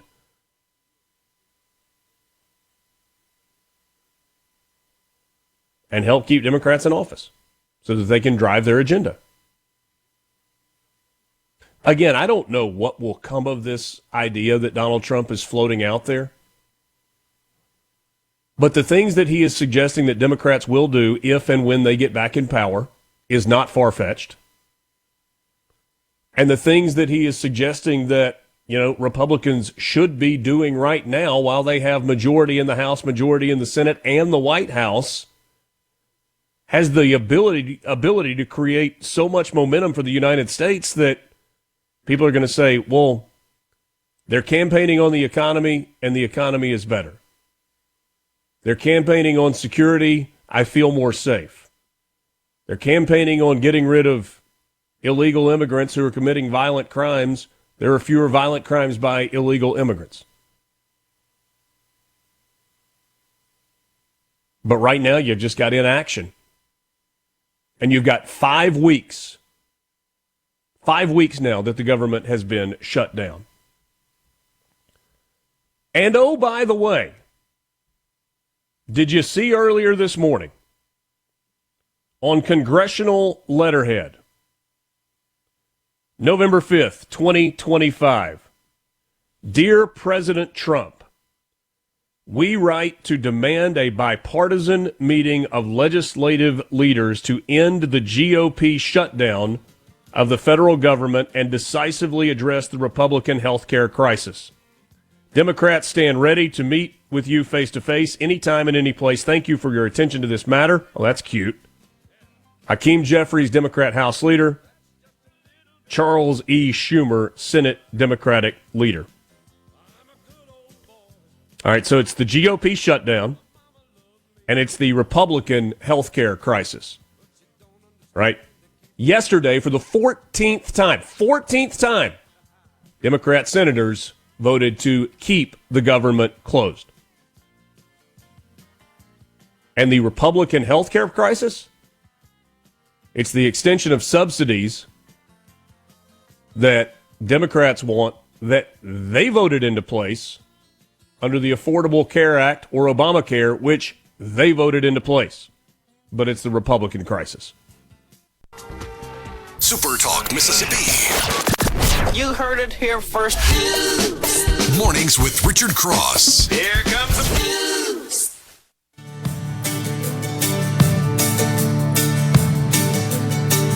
Well, my name's John Lee Pettimore. Same as my daddy and his daddy before. You hardly ever saw Granddaddy down here. They only come a town about twice a year. You buy 100 pounds of yeast. One last time with you as we wrap it up on this Wednesday morning. Appreciate you being with us. It is Mornings with Richard Cross, presented by Community Bank. Don't forget, I just remind you one more time, the grand opening in Starkville, newest location for Community Bank is tomorrow. It's at 403 Russell Street, 4 to 6:30. Food, drinks, prizes, including a $2,500 cash giveaway. Community Bank, a bank like no other, member FDIC. Alongside Lance Tolbert, I'm Richard Cross. A lot of you on the C Spire text line are against the idea of ending the filibuster. C Spire text line is open at 601-879-4395. Ready for the best Black Friday and Cyber Monday deals? They're on right now at C Spire. Like the new iPhone 17 Pro, free with trade-in. Get yours today at cspire.com. C Spire, customer inspired. Randy and Starkville, can we nuke the filibuster, make the changes we want, then vote to reinstate the filibuster? That's exactly what I was thinking earlier during the debate of it. But that's there are people that have talked about a carve-out. Mm-hmm. That's a lot of hoping people will do what they say they are going to do, and will stick to the plan, though. Sounds like a long shot to me, but it is an option potentially. Mm-hmm. Nick in Oxford, I've seen videos saying the big insurance companies are pushing the Dems to keep the government closed because without the subsidies, a bunch of folks will cancel their insurance because it won't be affordable. Do you think there's any truth to that? It seems logical to me.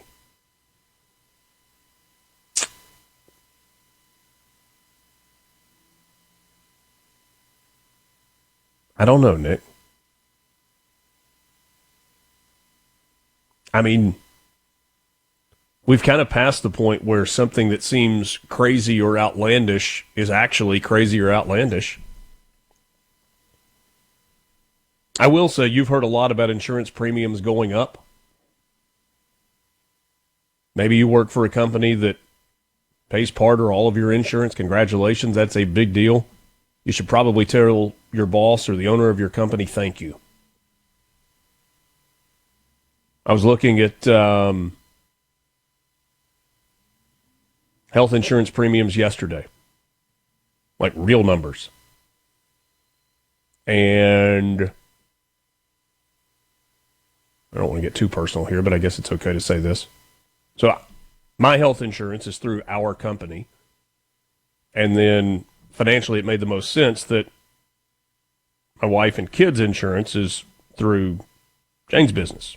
It's just what made the most sense for us. And so I was looking at the premiums for the coming year. 30% increase. 30% year over year. Coverage hasn't changed. You're not paying less for prescriptions. Copay doesn't go down. Just the premium goes up. It's almost $4,000. Like saying 30% is one thing when it's an almost $4,000 increase. And we're not alone. We're not on that island by ourselves. You're seeing it too. And rent prices too. I mean, those are subsidized heavily as well in many places. I mean, $2,000 for an apartment, out around here. I mean, that's a lot of money for most people, Yeah. So, I mean, the rates of insurance going up and, rent rates are I was talking to a friend yesterday that within the last year, their rent has gone up $500 and they've done it in 3 different increments with no justification for it. Yeah. So, I mean, you're seeing prices. I don't care what anybody says about inflation under control. It helps at the pump. Had some savings there and maybe some groceries, but some of the heavier costs. I haven't seen much savings at groceries. Yeah, I mean, it's not going down. I just, my point is they're not escalating. But again, I mean, we can't keep up this type of issue in the economy where you're spending every penny you have and you have no savings rate. That's the thing that I learned a lot about in the financial world. Look at the savings rate of Americans. That's really important because when what hits the fan and you ain't got no money, your hand comes out for government. But you know what, Lance? When you don't have any money, it's hard to save it. Yeah, that's my point. It's really hard to save it when you don't have any. Vicious cycle. It is. Somebody said on the nuclear option with the filibuster, don't set the precedent because the Dems will do it to us one day. I think that's the argument that President Trump is making, though. Whether we do or don't, Democrats will going forward. Oh, yeah, they're going to do it either way. They are going to do that so that they can ram their legislative agenda through. And guess what? When they get in power, even if they disagree, when it comes down to voting, they all vote the same way, which is not what Republicans do. They get power, and then they start having, we'll say, disagreements, philosophical disagreements.